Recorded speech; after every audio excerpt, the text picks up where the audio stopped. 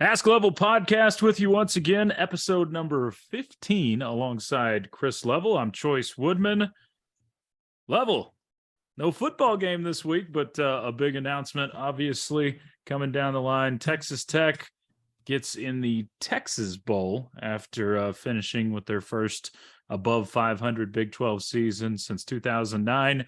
This one, I think I've seen mixed emotions on it, but how are you feeling about the bid? Well, I get the get the sentiment out there about wanting this, or I don't know how the players necessarily feel. I Mm-hmm. think that this is a scenario where maybe there are a lot more friends and family will get to watch them play this game than if you were going to Orlando. I don't know that, but Mm-hmm. um, I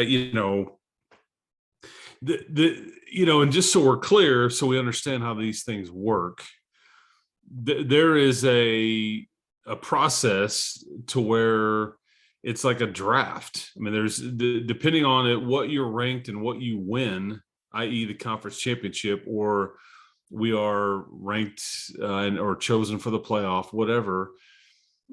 Those slots are filled, and then it basically becomes just a draft on what bowls want or what they prefer, and so you can view it as being slighted. You weren't owed anything. That's not the way it works. There's no guaranteed pecking order. It's just whatever the bowl wants to do to try to put the best matchup they can for their own situation together. And I think so that's why you didn't go to Orlando and Oklahoma did. And obviously after that announcement comes out, Oklahoma, some of their key players have opted out or have already indicated they're not going to play in the bowl Mm-hmm. game, namely Eric Gray, their stud running back. Sure. And I think, I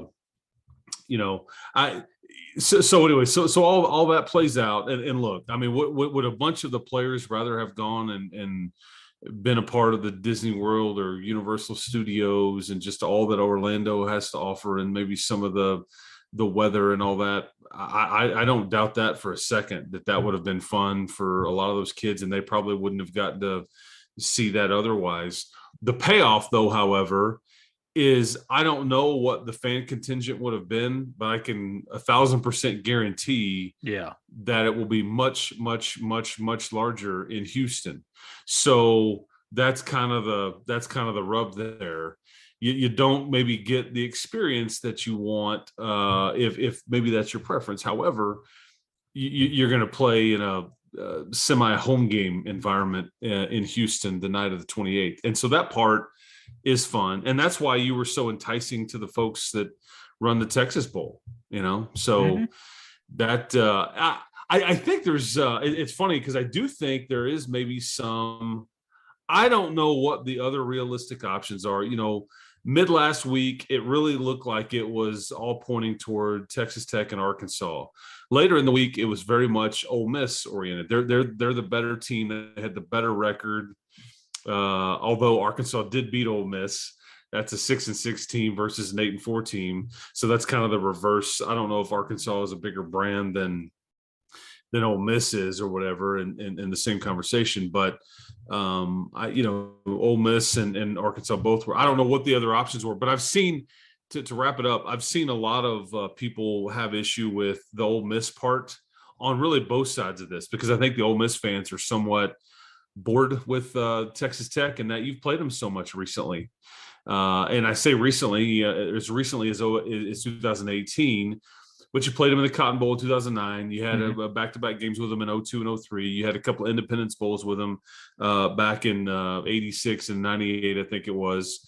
So it's a program that Ole Miss has never played a team in a bowl game 4 times before. This is the first. So this is the first. Okay. And so I get some fatigue from the Texas Tech standpoint too. It would have been fun to have played a Florida or a Tennessee or a Sure. South Carolina, somebody that you haven't seen before, but that's not the way this worked out. So I certainly get it, but it's an imperfect process.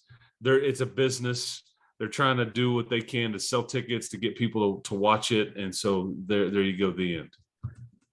Yeah, I think I've seen the mixed bag, much like you're talking about of reaction to this, where there's been plenty of like, man, we kind of feel slighted. We feel like should be in the Cheez It Bowl or be in Orlando. But then I've seen a whole lot of fans saying, man, this is a bowl game I can get to. So Mhm. that's something that is Yeah, attractive. I was about to say that's the rub. I mean, because Orlando versus a 9-win Florida State team, which would have been a kind of a road game for you. Yeah, it would have. Yeah. Yeah, I mean, so who the heck knows what the best thing is? But you're not owed anything, Mhm. other than TCU for what they did and Kansas State for what they did. Everything else is a draft. I mean, Mhm. so the Alamo at that point, once the Sugar Bowl is filled with whatever member got to that point, and then if there's a team in the playoff, at that point the Alamo can look at whoever else is eligible and pick whoever they want. I mean, that's the issue. And then Cheez It can, and then Texas can. I just knew that the Texas Bowl folks, if Texas Tech was there to be chosen, that's what was going to happen. You weren't going to fall any lower than that. But at this point, after some odd years of having these stretches where you weren't playing in a bowl game, I mean, Oh yeah, yeah. Now we're we're now we're thrilled. frustrated about which. Well, no, now we're frustrated about which game it is and who Oh it's yeah. against and all that stuff. So I'm much like this. I can't be pleased. Oh, I'm too hot. Oh, I'm too cold. Oh, whatever. So, that's what we're gonna get. I think it should be a fun game. This is a team that was in the top 10, top 15 for early part of the season. They started out 7-0. They've lost 4 of their last 5 games and lost their last 3, whereas you won your last 3 games. So Yeah. kind of different. And their running game is a nightmare. So Sure. they churn up the rushing yards. I think went for over 300 yards 6 times, and in 2 of those games they went for over 400 on the Mhm. ground. So there's a young man by the name of Zach Evans that people may remember from TCU that he's Yeah, not even their nightmares best, from last year. and he's not even their best running back. Yeah. So they've got a stud freshman that is already re-upped with their collective and said he's going to come back, and he went for 1,500 yards. So that's just, I don't ever remember a year to where you're going to end up seeing as many like NFL type running backs as you did this particular year. And granted, everybody Yeah. in the Big 12 can kind of say that because that's what the Big 12 was largely filled with. And it's crazy because it feels like the Big 12 this year, you were going through that kind of gauntlet of running backs, but you also went through that kind of gauntlet of defensive lines the whole year, where it felt like every week you're lining up against another just full-fledged front from someone. So I'm assuming with the SEC, you should expect that as well with Ole Miss. It's another good defensive line that you'll go up against. That's an interesting team, though, to me, because this team was ranked what, top 7 at one point in the season, and their trajectory has really kind of Yeah, plummeted since. the wheels kind of fell off a little bit, and you can easily look at their season and go, hey man, who'd you actually beat? Yeah, Who do you look at on their schedule? And I mean Kentucky, but Kentucky didn't yeah, they they did the same thing. yeah, Worse. exactly. So I I do, and so much of this, I don't know how many guys they've got will opt out. I mean, their quarterback is a sophomore, their stud running back is a freshman. I don't know what some of their other players are going to look to do. I don't know when those announcements going to come out. You'll start to see that trickle out fairly quickly. I don't know who would fit the criteria for Ole Miss, but I don't expect anybody for the Red Raiders that I'm aware of to go that route. That's a Mhm. good thing, and that's what makes also Texas Tech attractive to pick from a bowl game standpoint. I will tell you that um, the Texas Bowl folks were pretty. I think they felt like last year what LSU was going through with the Mhm. coaching change and a lot of opt outs. I mean, they hardly fielded a team to put in that bowl game against Kansas State last year, and I think Kansas State just did just it was a kind of an uncompetitive, Yeah. scrimmage, if you will. It was really bad, and that was prior to Brian Kelly taking over and all that. But I think with Tech and Ole Miss, you should largely have, and that's the other thing about the way the coaching cycle Yeah. goes now. I think most of all of that news is all in place. Everybody kind of knows where Yeah. everybody's going to be. There'll be some coordinators and position coaches that do change jobs and things like that, but large in part, you knew picking a team if you're on a bowl committee if they had their head coach or they didn't. Right. And It's so different from how it used to be. correct, when it would always happen after the fact, and it would just be a bit of a mess. So anyway, but yeah, a lot of history, and these teams played to open up the season in 2018 in that same stadium, and I'm just thankful that the Red Raiders don't have to try to cover AJ Brown and DK Metcalf. Goodness gracious. Or tackle Scotty Phillips, I think was his name. Jordan Ta'amu, I think, was the QB at that point. That was the game that McLean Carter got hurt, I think, in the middle of the first quarter, and then freshman Alan Bowman would come in and do his thing. You had guys on that you were throwing passes to named TJ Vasher and Antoine Wesley. Yeah, Vasher made that amazing one-handed grab in that game too. So, question from Adam. You already answered part of it. He asked, does Ole Miss have any key injuries or NFL prospects that won't play? Well, not that I'm aware of now. I think everything's okay with their backfield. They've got a stud wideout named Malik Heath. I don't know his situation. This is just fairly fresh, so I'm not real sure if I've seen anything that indicates opt-out wise just yet. Yeah, I've got a couple of more weeks to talk about it, and there may be some news along those lines. But the other part of Adam's question is, what do you expect the opening line to be for the Texas Bowl? Well, I think I think it's already kind of come out as pretty close to a pick 'em. Okay. Yeah, and some of that will be affected by some of the news that was just asked about prior, because much will change with a lot of these programs that are going bowling between now and 3.5 weeks from now, on injuries, suspensions, ineligibilities, portal, and you name it, coaching change, whatever.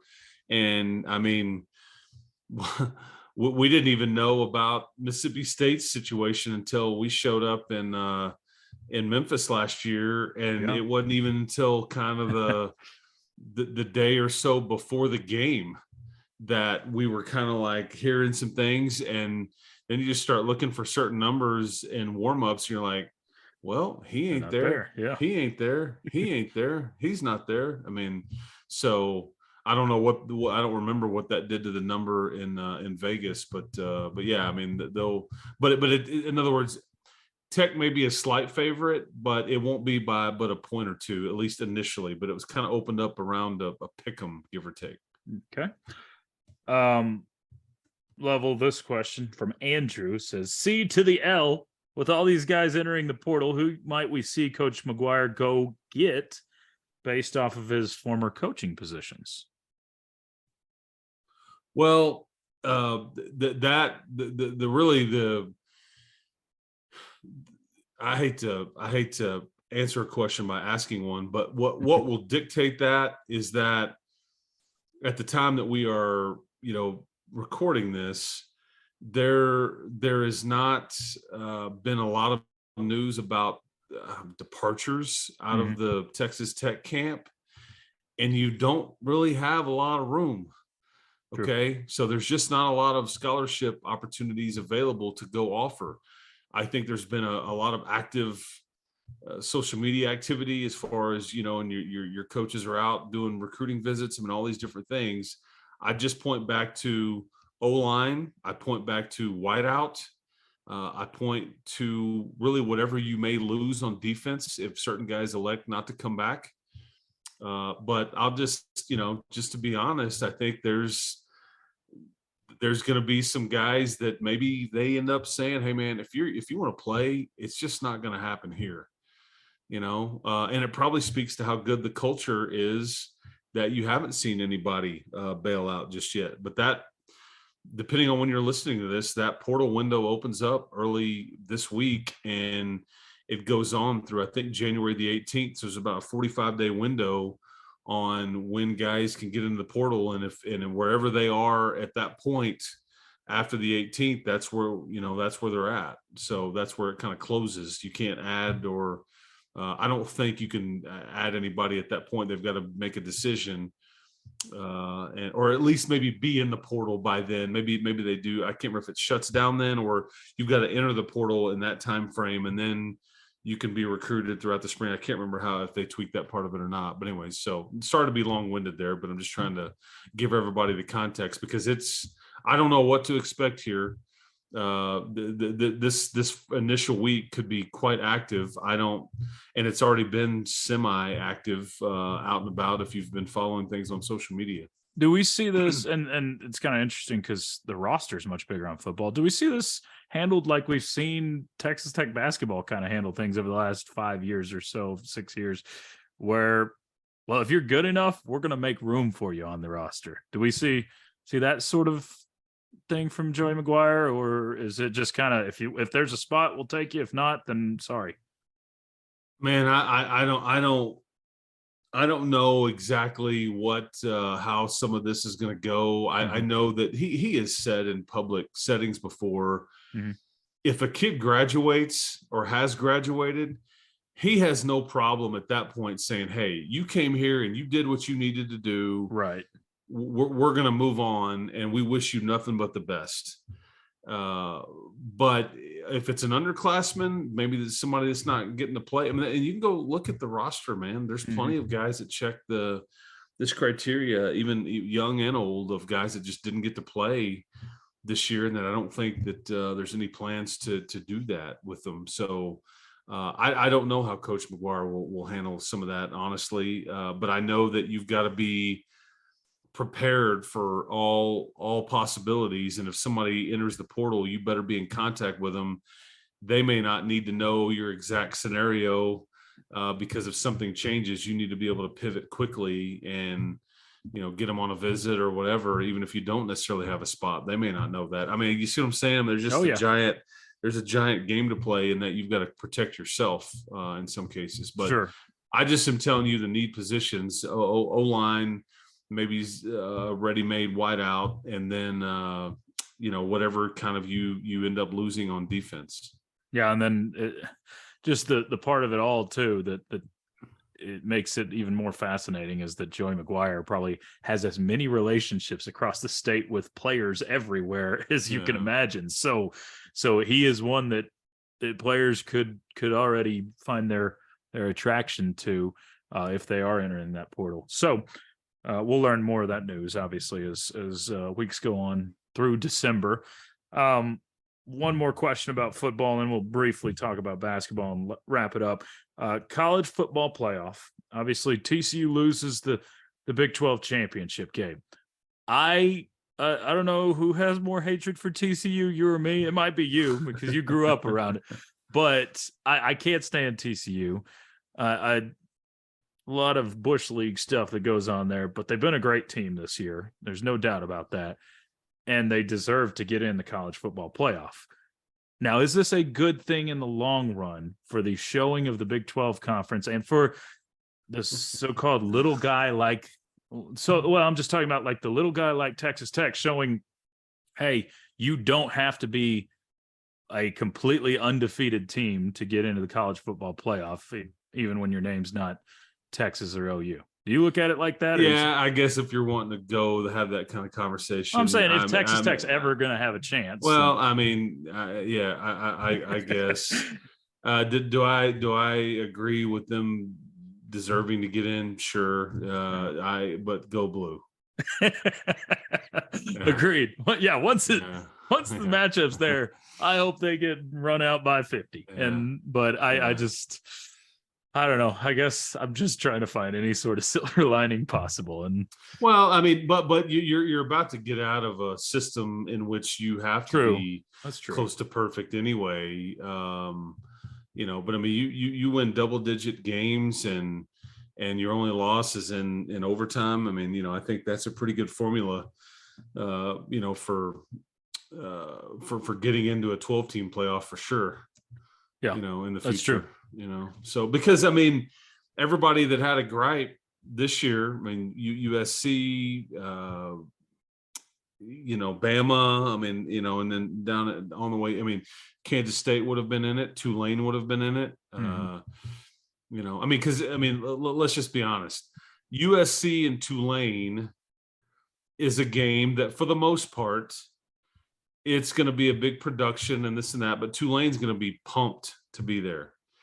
I can't imagine that USC goes from Vegas, and Pac-12 title game and all that is going to get pumped about playing the Tulane Green Wave.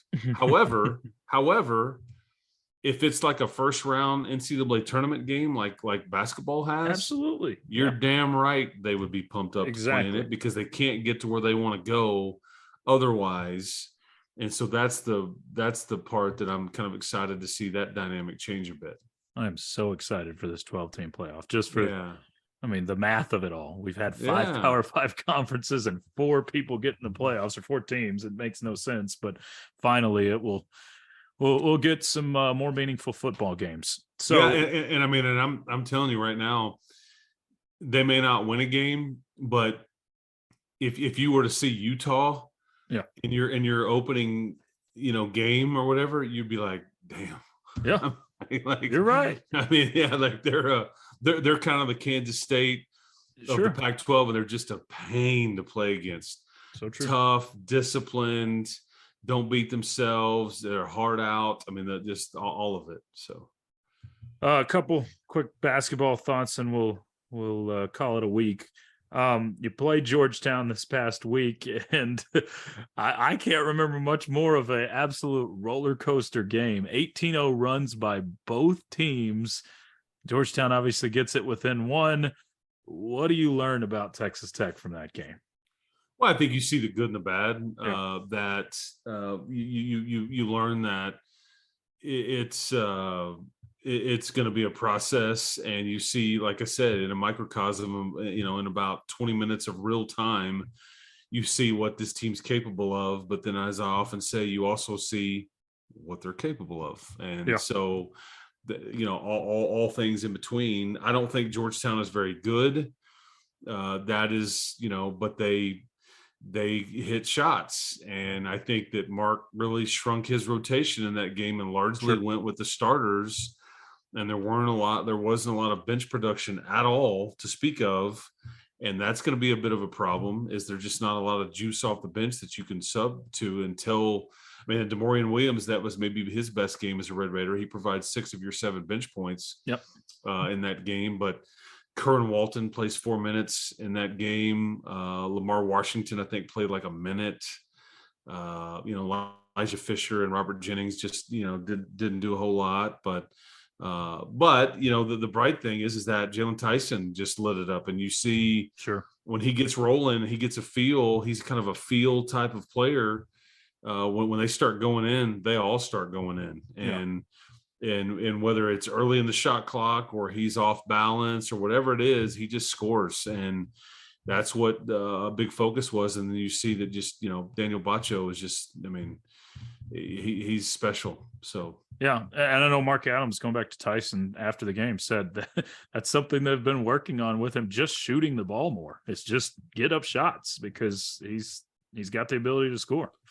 So that's something they'll want to see a little bit more of. Last question for you, basketball wise, as we kind of roll into December. There's really not many games that should scare you. Here's the interesting thing is that, honestly, your next meaningful game. Again, some of these may be tricky. Nicholls State, Jackson State, South Carolina State, and on it goes.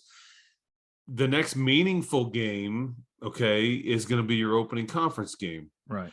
That is in Fort Worth on New Year's Eve. Mm-hmm. TCU fans are going to be a bit busy. I would think so. That day, that game time at last check had not been announced. I bet you end up catching a break there, and that game ends up being really early in the day, as to not athletic departments typically don't Yeah. compete against themselves. Don't want And to. so I'd be willing to bet you're going to get like a really early tip that day, and probably not a whole lot of people there. And so you can maybe go in and take advantage of that potentially, which is a place as good as you were last year. You didn't get a win there, lost true. a close one, and you had a ton of Tech fans there and all that. So I just, as an aside, I kind of offer that up, is that That's maybe good point. you catch a bit of a break there. I don't know. I hadn't thought of that at all, but that's great because their AD has already said on Twitter or whatever, expect it in basketball season. We're going to block tickets, but there may be a Well, lot for they can block it all they want, but guess what? They're most of anybody that's has any kind of connection to TCU is going to be in Phoenix that day for that that thing kicks off at 3:00. And Absolutely. as I said earlier, go blue. Go blue, indeed. And good way Is to it big? Is it big blue? Big blue. Yeah, it's big blue. Go big I, blue. I couldn't remember if that was Kentucky or We're if that all was Michigan here. or, We're all Michigan. Hail to the victors. That's no, right. I mean, yeah, in TCU, they it pains me to say it, but I mean, I had no issue with them being included. When you look at how it all played out, this was a unique year in that there weren't a lot of candidates that had a better case. I mean, I can't listen to. I love Nick Saban and Bama. I know a lot of people have Bama and Saban fatigue. I'm not one of those. I guess I appreciate the older I've gotten, I appreciate how good they have been for as long as they've been, because it's extremely difficult. But his argument just doesn't hold water when you lose 2 games and all that stuff. So, and Kansas State, man, I mean, that is the. I mean, I think they've now won the second most Big 12 championships other than Oklahoma. So whenever Oklahoma does depart, Kansas State is kind of in some ways the standard of what the Big 12 conference is with who is still left. That's a scary thought, but it'll be, man, next year is going to be an interesting year in the Big 12 conference. Yeah, but no doubt. A while till then. We got a bowl game in between Red Raiders and Ole Miss from the NRG Stadium in the Texas Bowl, and we'll be there. Yeah, and you just played there last year. Yeah, it was an extremely meaningful game. To open up the season last year. We mentioned that you played Ole Miss there to open up the season in 2018. You've played LSU there. You've played Minnesota there. You've played Navy there years ago. I mean, you've been in the stadium a variety of times. Tech fans always show up. It's always a great environment, and it should be fun. Yeah, Orlando would have been great. Playing Florida State would have been great. But this is what you got, and if you don't like it, just win more games. Usually that fixes it. No, typically. I mean, all seriousness, I mean, you're on the climb or need to be on the climb as a program and get to where you're attractive to those bowl games where they say, hey, we want that team. Oh, I think I think the Alamo, if Texas, for example, would have finished higher or finished lower, much lower than you did, whatever, I think the Alamo would have been thrilled to be able to add the Red Raiders too, because they had the Sooners last year. This gives them Texas 3 of the last 4 years. Here's the other thing. I know we need to wrap up, Choice, but here's the other thing I was thinking of. Whenever you get the LA schools going to the Big Ten and you get Oklahoma and Texas ultimately going to the SEC, and granted, we're going to expand the playoffs, but the one thing that nobody's really talked about is the Big 12 will view it one way, but when you get to the playoff and then you get to the rest of the bowl games, there's going to be a lot of bowl games that aren't necessarily attractive to the Big Ten school and to the SEC school, because they're going to look at it and go, oh man, we got to play Kansas State, or we got to play, Tech, or we got to play, Washington State. I mean, because there's only so many schools left in those leagues, or we got to play Central Florida or whatever, because without Oklahoma and Texas or UCLA and USC in the pecking order, and they're moving on, they're now the opposite end of the equation. And now you're looking at, okay, well, we have all these bowl tie-ins with the Big 12. Yeah. Well, so I mean, that's the part that I think, those, not that that's a big deal. I just think that some of these fun bowl matchups are going to be a lot more fun for like the Big 12 looking at their matchups compared to vice versa. I don't know what that's worth, but just thought as I was thinking about it, just is an interesting point to make. Yeah, I mean, college football is in as much of a moving place as we've ever seen it. As far as what we've seen in the last couple of years with NIL and with transfer portal, and now the college football playoff expansion, the conference realignment. It's changing more than we've ever seen, and I like the drama that comes with it. It's exciting. So, Level, 15 of these in the books. We'll do it again next week. It sounds like a plan, Woodman. Yeah, it should be fun. This is going to go fast and furious. Depending on when you're listening to this, this game is in 3-ish weeks, 3+ weeks, and you've got holidays and you've got some basketball in between. But it'll be here and dropped in your lap before you know it. But preparations will get going pretty quick for the Red Raiders and for all teams playing in these bowl games. And so we'll see what we get, but yeah, fun opportunity. Glad to be back playing that 13th game, man. Me too. It had been a while, and I know how emotional it was last year. Walking out of that stadium with the win over Mississippi State. A lot of different dynamics at play last year, but point still stands. I mean, those things can just rocket you into the off season, man. And it's can really, and it doesn't hurt you if you don't win them too, but it's just good for college football. For sure. Level, have a great week, man. Hey, you too, man. Appreciate it. Keep hope alive. You've been listening to the Ask Level podcast with Chris Level. I'm Chois Woodman, right here on Double T 97.3 Network.